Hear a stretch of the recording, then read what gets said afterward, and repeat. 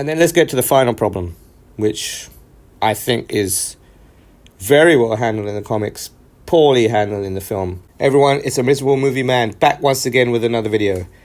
There are going to be spoilers in this video, but before we get into that, I just want to say I called it. I said Supergirl will suck, and it did suck. I just finished watching it last night. I know I was pretty late to the party. I'm going to blame my wife for that because she wanted to watch it with me. Not because she's a Supergirl fan, although a certain Mr. Jason Momoa might have something to do with that. But yeah, it's been a while. I've been quite busy, so I didn't get a chance to watch it until yesterday. And I know everyone's seen it and reports are out and it's getting trashed. And I think it should do. I mean, it's not a great film. It's an okay film for me. But there are a lot of things I had issues with. And as I said, this review will contain spoilers. So if you haven't seen the film, go watch it first. And then come back and listen to this video. So getting into it in a little bit more detail. Supergirl is actually based on a comic book series from a while back called Supergirl Woman of Tomorrow. And I hadn't read that comic book series or the graphic novel. I have now done so. And there's a huge amount of similarities between the two. I mean, a lot of it is almost the same. There are some words lifted directly from the graphic novel and the series into this film. But a lot of it is also different, and I think that's where I have issues with the film. Let's get the good out of the way before we get on to the bad. I think Millie Alcock does great as Supergirl, as Kara. I think she portrays, a lost, troubled Supergirl in this film, and she emotes very well. The pain of losing her home, and the sort of loneliness she feels, the lack of direction. That's all there for people to see.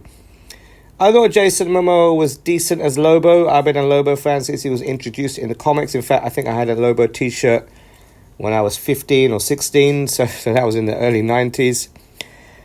And I think, obviously, Jason Momoa was born to portray Lobo. He looks like him, sounds like him, talks like him, acts like him. Everything about Lobo in the film was good, apart from maybe Lobo being a little bit less badass than he should have been.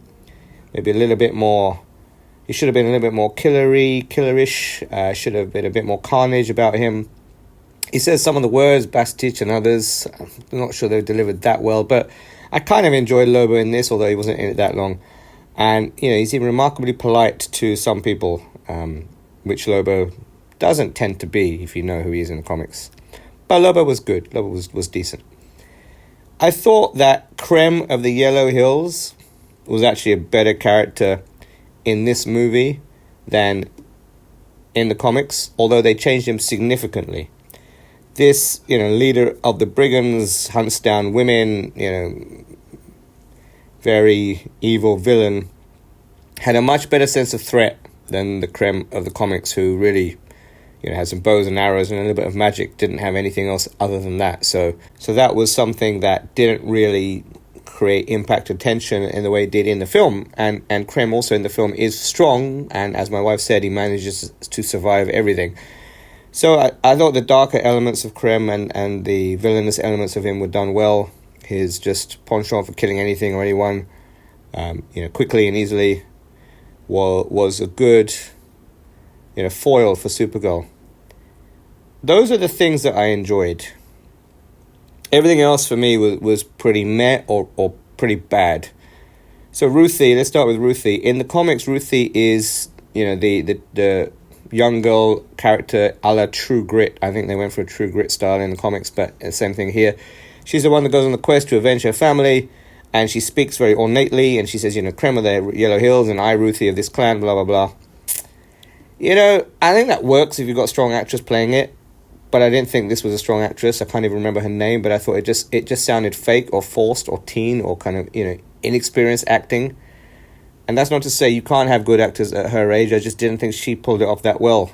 There are times the accent kind of sounded too Middle England, and there are other times where the emotions weren't there, and there are other times where she just is kind of standing around in distress. So in the comics, that character has a very specific purpose to try and, always test Supergirl's moral code and also understand and experience the things that Supergirl has gone through. We get a little bit of that in this film, but not a lot. Not enough for me to say, hey, having these two paired together really did help her see a different way, or really did help her see who Supergirl truly was. Neither of those things shone through in any way for me in this film. So Ruthie wasn't great. I thought, the rest of the film was, in terms of plot and pacing, wasn't great. It was just one escapade into the other. In the comics, they spend ages trying to find Krem, and he meets up with the brigands. He doesn't lead them. And these brigands aren't given much explanation or attention or even time in the comic story, but they're given a bit more here. But the brigands are too piratey. I mean, even in the comics, they had a very Bonnie, Prince Charlie. They had too many English names. But, in this, the brigands capturing women and then selling women and having young girls be the prize and the currency and the chattel, as it were, was okay, I guess. But it didn't, it just seemed, in the comics, the way that they did the story and progressed it seemed a series of good coincidences. This one just seemed a little bit too forced, a bit too crazy. I mean, Supergirl's on the planet drinking, and then Krem turns up and kills the family of Ruthie, and then steals Supergirl's ship and poisons Krypto. And in the comics, Krypto wasn't really poisoned, which is why they could spend ages traveling loads of different worlds. And here they tried to introduce an element of time to it. And so that, I have to save my dog, I have to save my dog, I have to save my dog. Should that be the basis and the driver of the film? Honestly, I don't know. In the comics, it was all about Supergirl and Kara trying to teach Ruthie about life and morals and how there should always be hope, and how you have to see and witness, barbarianisms and horrible acts to try to understand how you need to keep going through all of this, and how revenge isn't the answer. Most of this film was about her saying, hey, get out of the way, I need to find Krem, get the antidote, and save my dog. And she had the antidote and then didn't have it, and then she had it and then she didn't have it. So that was... My wife kept saying, they're getting fighting again, they're getting caught up again, she's getting caught again. That was a bit too much of that. Having Kara as well go through so many, I'm depowered, I'm back, I'm depowered, I'm back, I'm depowered, I'm back. Just ruined the pacing of the film. You need that in the end for the grand finale, the big finish, the grand, oh yeah, look, she's got her powers back again, now she can survive. But doing it more than once in the film, I thought really lessened the tension and the impact that had. I know in the comics it took her a while to get back to her powers, and once she had them, then they went to that green sun planet. And don't get me started on the green sun. I know it was from an old 1960s issue where there was a sort of greenish light, not a sun. And Tom King in the graphic novel or the series turned that into a Superman destroying type planet. But to have the brigands just know that was her weakness and teleport there and go there as a planet, and then have the sun be able to set and then come up so she's got powers, that just seemed too stupid for me. At least in the comics, Supergirl had to survive till the sun went down and she got her powers back. But here, having two suns and, one sun goes down, the other one goes up. Where is she? Tell me where she is. She's hiding in a cave. Well, I mean, I don't think Ruthie could have got that far. You just search the caves around where she is and you'll find her, right? So it's a bit crazy. So that wasn't particularly well thought out for me. I think it didn't have the same impact and tension as the comic. And again, just having Supergirl go through all these motions back and forth was not great. Also, for me, having the touches of seeing Krypton die was good, but it could have been done much better. Could have had way more, sorrow, way more destruction, and that would have been good. And then seeing everyone rush away. I don't know why Kryptonese or, is sounding Greek. I don't know why Clark says I don't speak Kryptonian. Kryptonian is where he's from. Kryptonese is the language. And I don't know why, afterwards Kara is just like a schoolgirl, because whenever you see Krypton in any depiction in the comics, it's always futuristic or, sometimes it's future tech, sometimes it's sort of, ice motifs, sometimes it's all kinds of fantastical stuff. This Krypton was ridiculous. There was a bed and some sofas and some chairs and some pillows and a window, and it just was just too Earth-like. Like, couldn't they just get a designer to make it better? I mean, even when she was on Argo City, which, again, in the comics was something that, at least in Tom King's version, was a chunk that had broken off and people survived, and then they had some kind of radiation poisoning through sunlight. Argo City was too much like Earth with school and, everything else. So I didn't enjoy that aspect of it. And then the throwaway line, oh, look, there goes Kal in that rocket ship. Isn't he the cute boy that his dad said is going to conquer the planet? I mean, come on, James Gunn. We all hate that idea. Don't keep pushing it or having specific lines put in to make us hate it even more. It's ridiculous. So that didn't sit well with me. Kara being good but not having to be nice, I think, is an interesting aspect. I think any, person going through their teenage years, male or female, trying to find themselves, trying to fit in, trying to find home.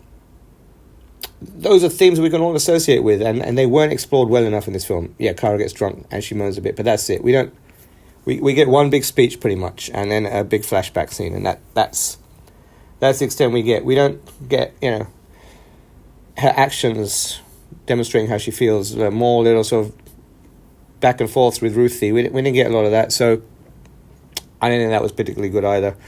And then obviously Kara turns up, and Clark is babbling like an idiot. And the more I see James Gunn's version of Superman, the more I'm starting to dislike him. I mean, he's not some kind of buffoonish, bumbling, silly guy in the suit. I mean, I don't mind if he's like that as Clark, but not in the suit. In the suit, make him strong and stern and, have gravitas and grandiose nature about him. Not like that in the suit. I mean, James Gunn's Superman is very man and not enough super for me. So that didn't sit well with me, including the end scene when they're chatting in the apartment and all the messages. Hey, Kara, just checking in. You come back. Oh, bye. I get hung up on. This is Superman, for God's sake. Treat him with some respect. And then let's get to the final problem, which I think is very well handled in the comics, poorly handled in the film. In the comics, and this is a theme that Tom King wrote about that is overriding, and Superman has it too, but, Kara is kind. She's kind to everyone. Clark helps people, but Kara is kind. She's a shoulder to lean on. She's somebody that will, help you with your chores. Whatever it is, Kara is kind. And above all, she believes in redemption. She believes in the fact that people can be redeemed, their souls can change, they can do good after a period of badness. And in the comics, in Ruthie's fictional tale, she says Supergirl killed Krem of the Yellow Hills. But actually, Supergirl didn't. She put him in the Phantom Zone, and after a while he reformed. And then when he comes back, Ruthie just kills him. So having her not let Ruthie kill him to sort of save her soul and not taint her, but then having her just kill Krem at the end. This was as big a blunder as having Zor-El saying that Clark should have a harem of Earth women. I mean, no. It should not be this way. This is not how they should be portraying the character. Okay? I don't like it. I don't get it. It was poor. Even my wife didn't get it. She didn't like it either. She thought that was a bit weird. So, Lobo being happy that she killed him. Wow, this girl's got some spunk. Yeah, I mean, okay, that's Lobo. And honestly, the easy route, the route they should have taken was have Lobo kill him. Lobo loves killing. Have Lobo kill him. Maybe on her behalf or on Kara's behalf, but just have somebody who is good at killing and likes killing do the killing. Don't change Supergirl's character and morals and stances and her whole demeanor and personality that we know from the comics into this. I don't know, if Clark finds out she stabbed someone in the neck, what's he going to say? Is he going to find out? Will that lead to some kind of conflict between the two? If you take it in that direction and make it interesting, maybe I'll give you a pass. But that's a big if. Based on all the actions I've seen so far, I don't know if they're going to do that. And I just thought the ending in that respect was very, very poor, very untrue to the character, annoyed the hell out of me. So seeing aliens of all kind of different ilks was okay-ish, but it was way more interesting in the comics, way more interesting in the graphic novels, way more sort of funky-looking aliens and funky-looking planets, and they didn't even really get to do that, I think, with the limited time and the special effects. Even Supergirl's battle on the bus with those three, teleporting, mech-stealing ladies was supposed to be fighting a giant dragon after getting solar charged through, after getting charged through a red kryptonite pill. So I don't think they did the graphic novel justice. I think they tried to make it too much about the power of women, which it should be about it, but it's too in your face. Oh, this is a tribe of men and we're stealing girls and all the guys are bad, apart from Lobo, who's also kind of bad. So yeah, it wasn't something that I thought was particularly well executed for me. And they tried to throw in a lot of Guardians humor, spacesuit and other silly stuff. It was okay, but there weren't any real laugh out loud moments. I didn't think it generated that much as a comedy, but a few good things, mostly bad things for me. I would probably give this film a 5.5, maybe a 6 at a push. But if you're going to ask me to pick between Millie Alcock's Supergirl and the original Supergirl 1984 Helen Slater, it's Helen Slater every time. At least that version of the character was true to the character. I mean, even the Smallville version was good. So, for me, this was a shot and a miss, a letdown, a poor attempt at executing something that could have been done really well. I mean, from what I heard, Anna Nogueira's script was pretty similar to the graphic novel and would have been great. But they didn't want to go in that direction. Why? I don't know. But there you go. There you have it. That's my review of Supergirl. I said it would suck. It did suck. Have you seen it? What do you think? Let me know in the comments below. Do you agree with me, disagree with me? As usual, please like, share, and subscribe to help support the channel. And catch you next time.